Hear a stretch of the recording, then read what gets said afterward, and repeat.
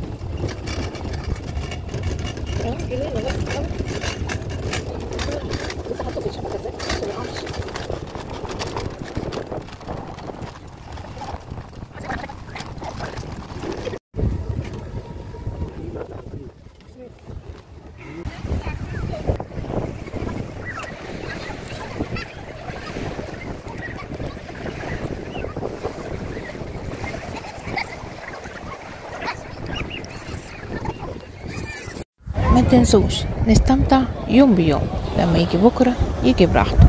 المهم النهاردة نقدر نعيشه، وبكرة لما يجي براحته.